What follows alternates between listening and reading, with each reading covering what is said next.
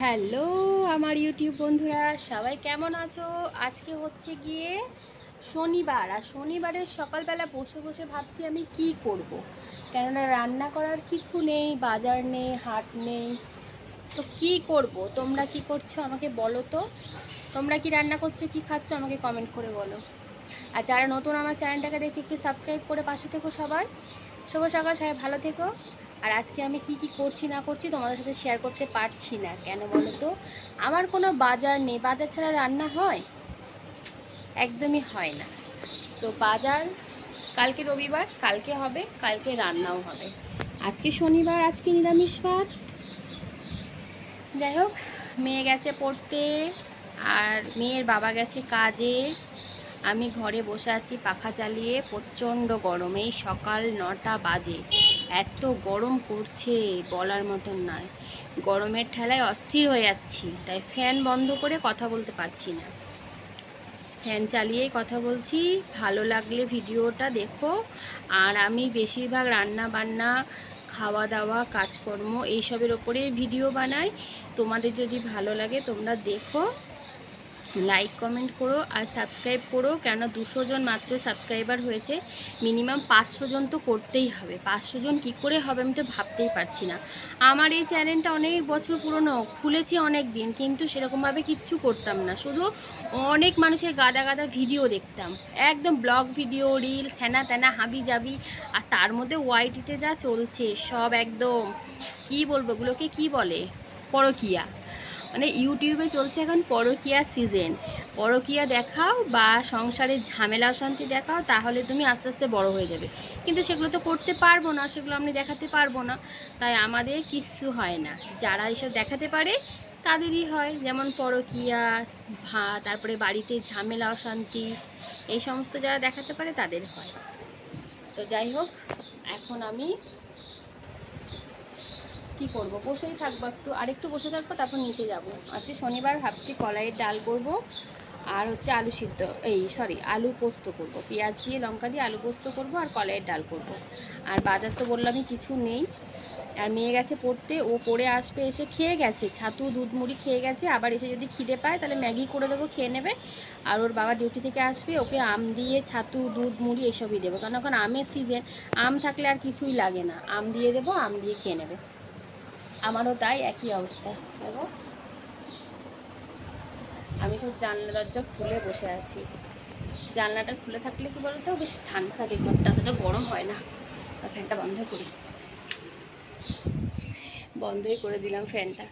তো যাই হোক, চলো এখন আমি মন্দিরার ভিডিওটা দেখব, MS ফ্যামিলি মন্দিরা, তার ভিডিওটা দেখব, তারপরে কাজ করব। ওর ভিডিওটা প্রতিদিনই দেখি, মিস করি না, ভালো লাগে।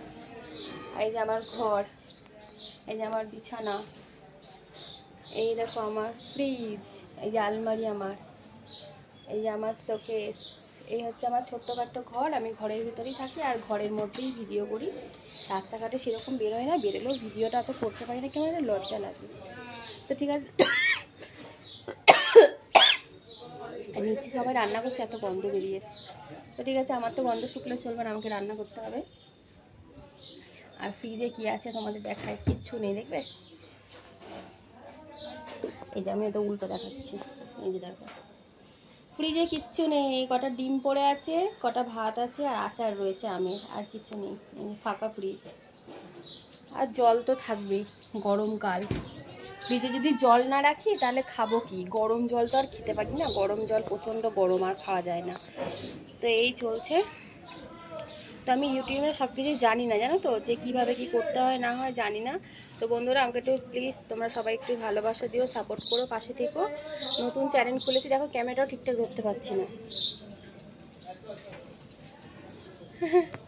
তো যাই হোক, গরম করছে, কি আর বলবো।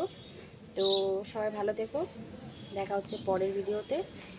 আর আমি রান্নার বললাম তো, রান্নার উপরে ভিডিও করি, রান্না দেখায়, আর ঘরের কাজকর্ম টুকিটাকি যেটুকু পারি দেখায়। তোমরা দেখো, ভালো লাগলে একটু সাপোর্ট করো, চ্যানেলটাকে সাবস্ক্রাইব করে দিও।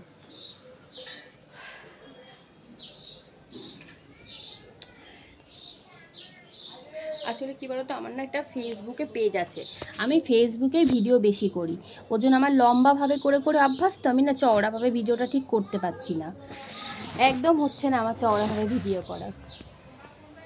এই যে বারে বারে ক্যামেরায় হাত পড়ে যাচ্ছে। এই পাখিটা প্রত্যেক দিন আমার ঘরের সামনে এসে এরকম ডাকে। ওই দেখো ওই জানলায় বসে আছে, ওই জানলায় বসে আছে। আর এটা তো শহর এলাকা, এখানে মানুষের বাড়ি যায় না, কেউ কারোর সাথে কথা বলে না, সাড়া দেয় না, বুঝেছো তো, কেউ কারোর সাথে কথা বলে, যার যার তার। মানুষ মরে গেলেও কেউ কারোর বাড়ি আসে না, মানে এমন অবস্থা এখানের শহর এলাকায়। আর গ্রামে একটা হাউ করে কেউ কাঁদলে 10টা লোক হাজির হয়ে যাবে। তো এটাই হচ্ছে পার্থক্য। তো ঠিক আছে, আজকে শনিবার, দিনটা এইভাবে শেষ হয়ে গেল, মানে শুরু হলো, মাঝ রাস্তায় রয়েছি আমি। টাটা।